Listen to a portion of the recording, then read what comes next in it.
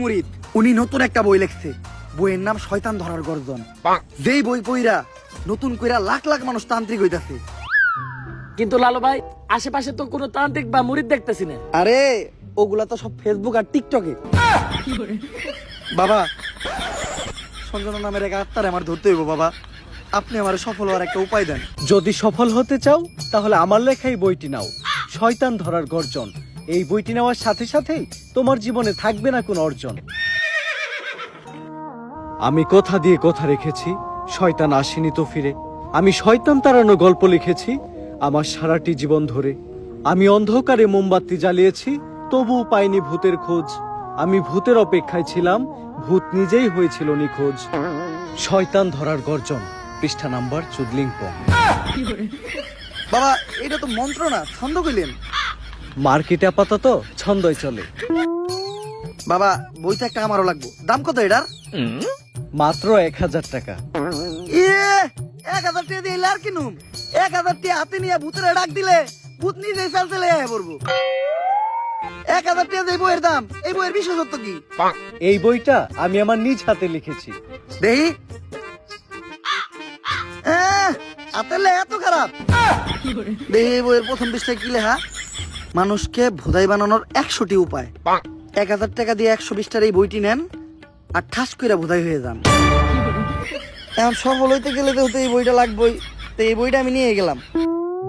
বইয়ের টাকাটা? ওইটা আমি হোয়াটসঅ্যাপে পাঠাই দিব। গুরু, আজকের থেকে আপনার লেখা এই বইটা পইরাই আমার শয়তান ধরার যাত্রা করলাম শুরু। শয়তান ধরার গর্জন, পৃষ্ঠা নাম্বার চুদলিংপং।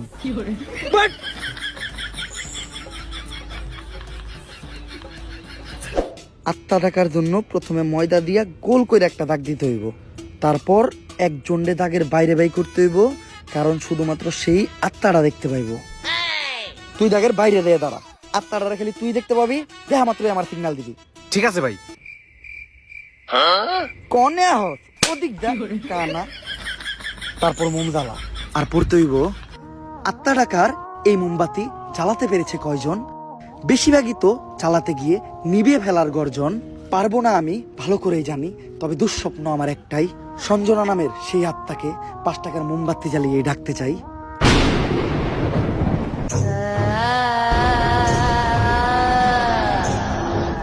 ওই দেখ তো, কোন আত্মা টাত্মা আইছে নাকি? না ভাই, 2-4 লাগাই তো কোনো আত্মা দেখতেছি না। দূর আমার লেওরা, এই বিষটায় কাম হইব না, সামনের বিষটায় দেখতে হইব।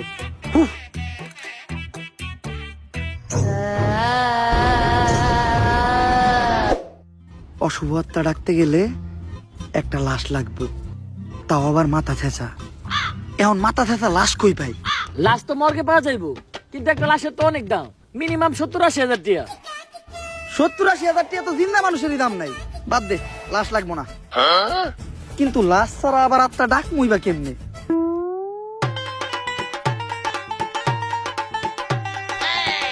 একটা হিট নিয়ে আয়।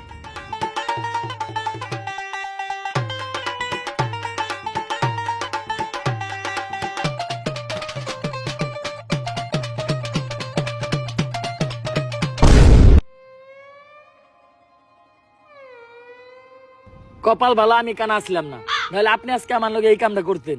আরে না, তোর লগে এই কাম করতাম না। আমার ভিতরে একটা মানবতা আছে না? কেমন মানবতা আছে ওটা তো দেখতে পারলাম। তারপর তোমার ডাইন হাত শক্ত কইরা লাশের মাথার উপর রাখবা। এই কথা চিন্তাও করো না। কি করলেন ভাই এটা? যদি এটা কইরাও ফেলো, তাইলে মাথার উপর থেকে হাতটা সরাইয়া হাতটা লাশের বুকের উপর রাখবা। এইটাও করা যাইব না, কারণ এটা করার লগে লগেই লাশটা বাদ হয়ে যাইব। ওই লাশ দিয়ে আর আত্মা ডাকা সম্ভব না। ভাই ভালো করে পড়ে দেন, হয়তো কোনো সমাধান অবশ্যই আছে।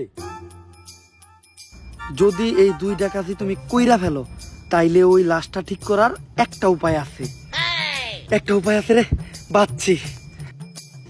এইটা মনের ভুলেও পাইব না।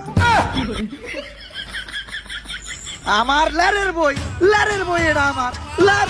এই বই দিয়ে আমি ভূতই ডাকবো না। আমার নিজের ভিতর যে জ্ঞান আছে, ওই জ্ঞান দিয়ে এবার আমি আত্মা ডাকার চেষ্টা করবো। ভাই আপনার ভিতরে কি আসলে কোনো আত্মা টাকার জ্ঞান আছে? হন, আমার ভিতর যখন থেকে আত্মা ডাকার জ্ঞান আছে, তখন থেকে তোর পাখিও খারায় না।